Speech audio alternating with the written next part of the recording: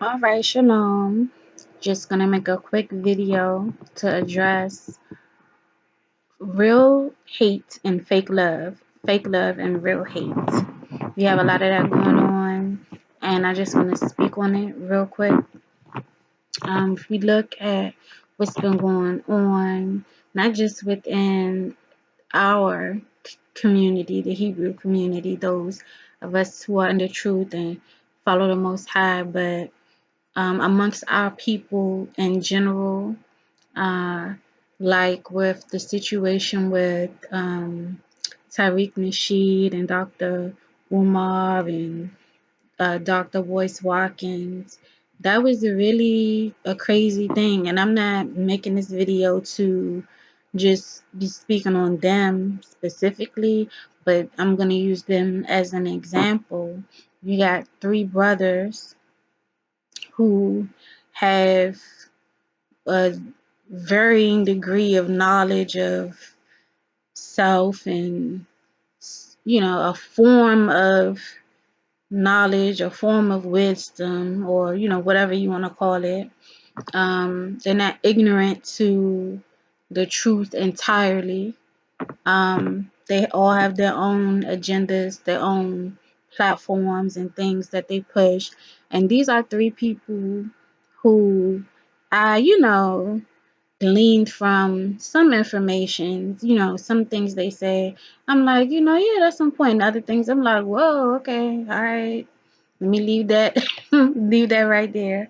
But these three brothers, they were, they ended up recently having issues with each other and dramas with each other, and this all played out on social media, which in my humble opinion, because who am I, but my opinion, that's totally not cool. And truth be told, it's totally not cool. But I'm not going to boast of myself to say, oh, they shouldn't do this, they shouldn't do that. No, I'm just going to talk about the truth right now about fake love and real hate. I feel like before all of this came about, it was probably a lot of fake love between them, and I say that because the scripture tells us how we are to conduct ourselves and how we are to deal with our brethren. And that's real love. Because first of all, it's coming from the Most High, so we're being obedient in how we dealing with each other, and we're supposed to deal with each other righteously, as we want to be dealt with. Love your neighbor as yourself. So if anybody, not just these three brothers, but anybody, you, or if you're doing it or if somebody's doing it to you, they're not really loving you as they would love themselves, optimally to the best level, then you're in error. It's not my words, it's the scriptures, so that's why it's important to read those things. But we error when we start dealing with other people on some other type levels where we would want to be dealt with ourselves, and sometimes we can be a little stringent, a little strict, a little harsh when we're dealing with our brothers and sisters when they're in error, and make this whole big commotion about, oh, they off with this, they're wrong with that, all that stuff.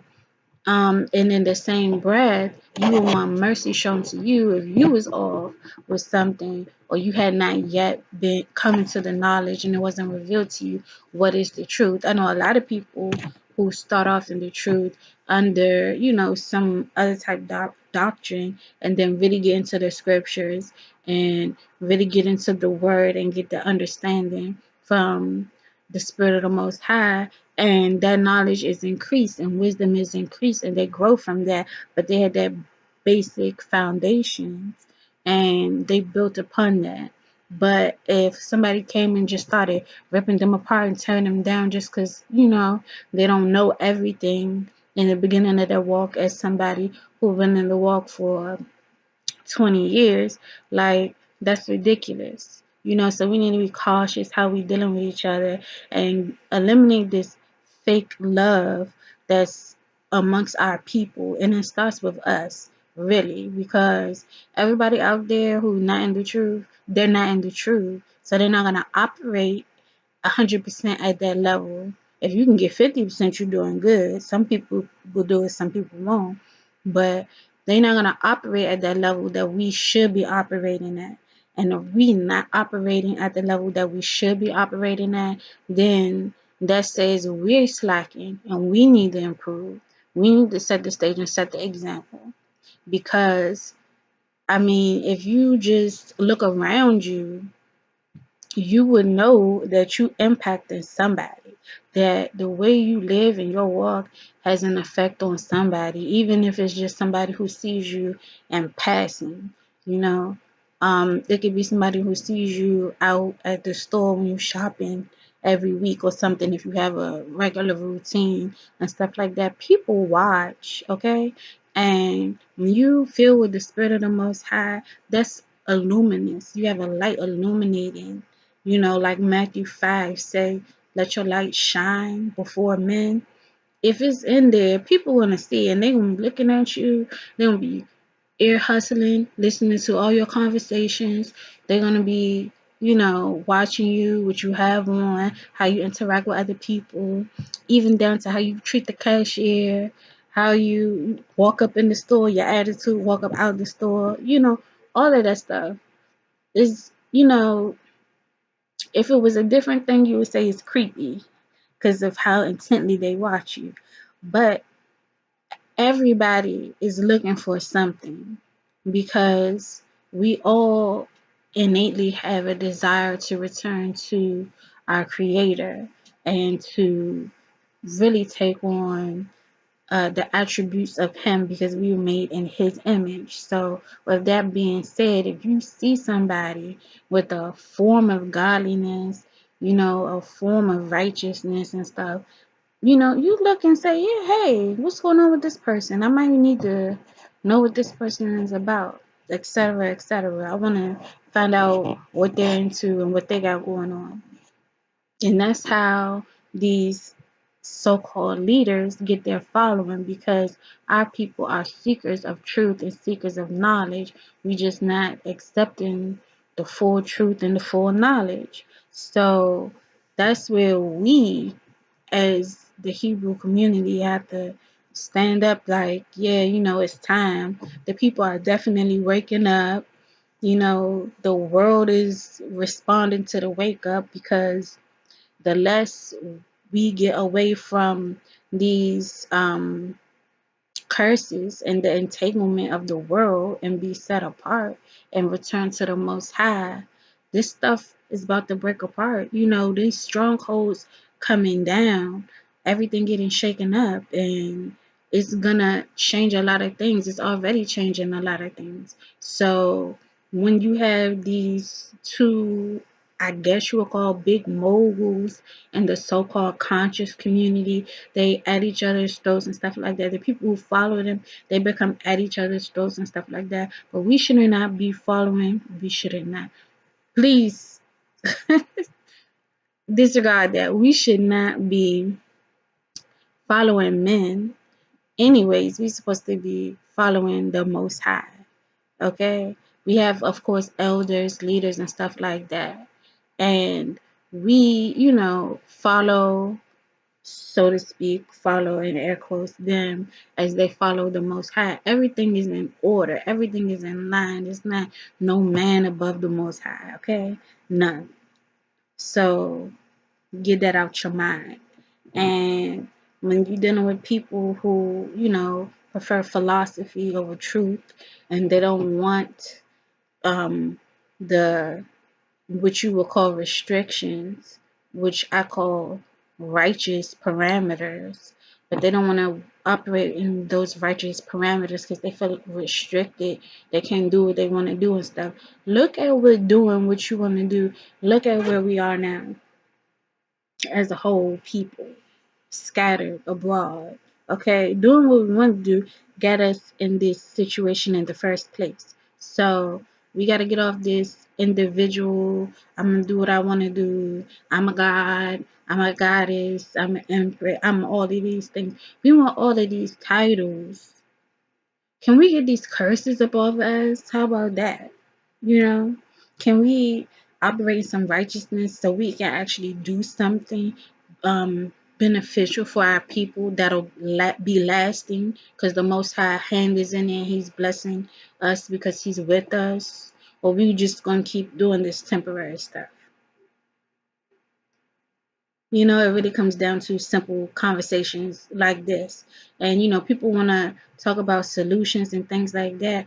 The first part of the equation, before you can get to a solution, you got to look at the problem. And the problem is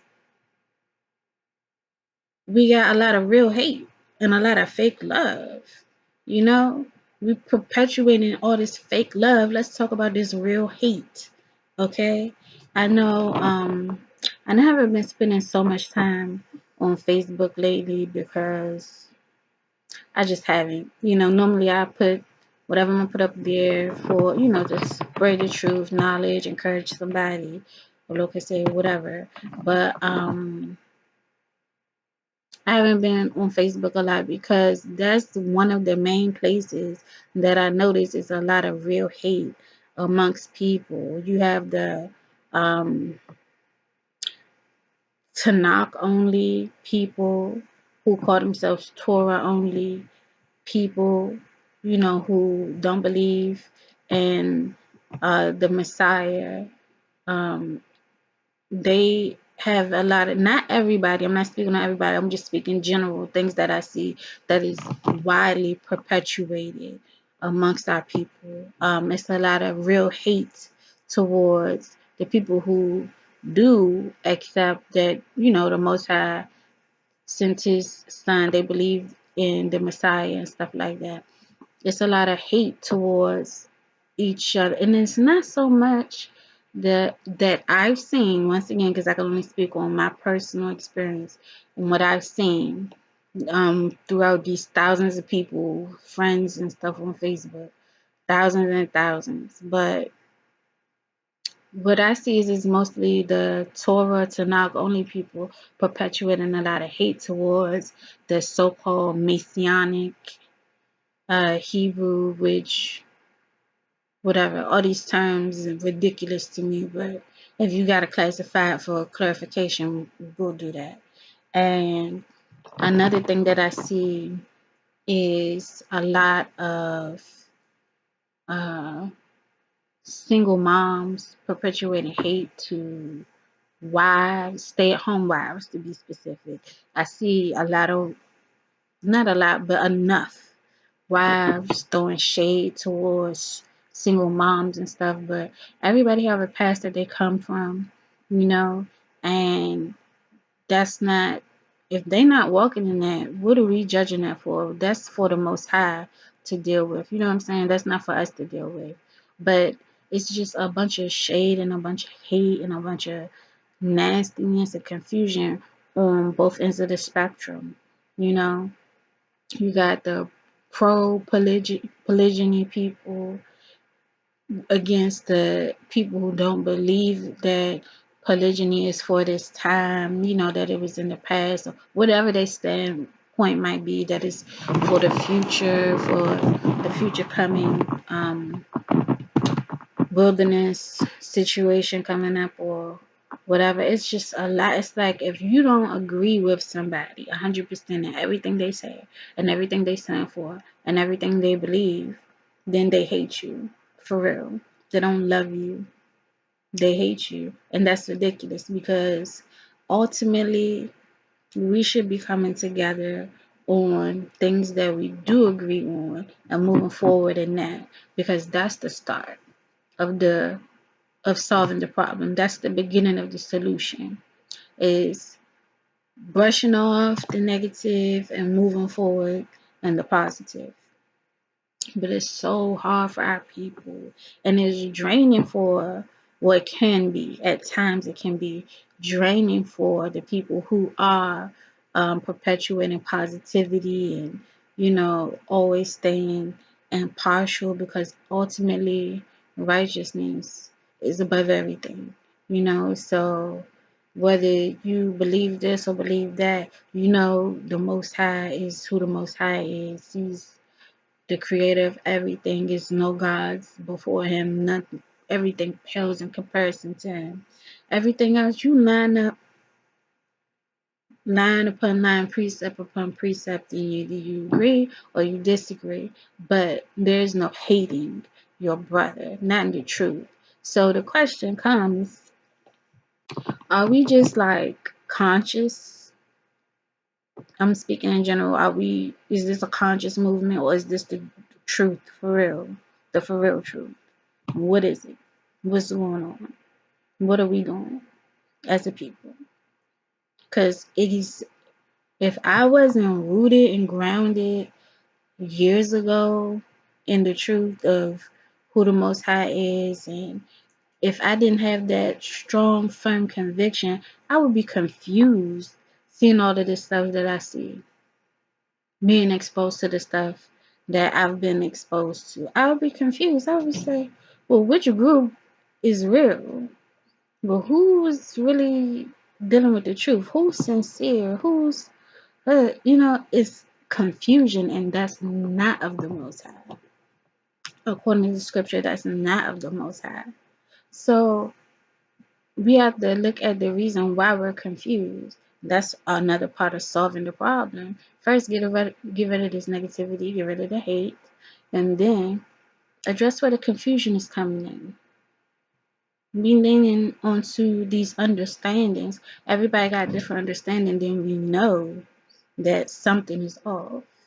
Okay? So I'm not about to turn this into some type of teaching lesson or dissertation or nothing like that. What I will say is we agree on the foundations, the basic knowledge of the truth, and we move forward from there. That's the only way people are going to learn. That's the only way people are going to grow.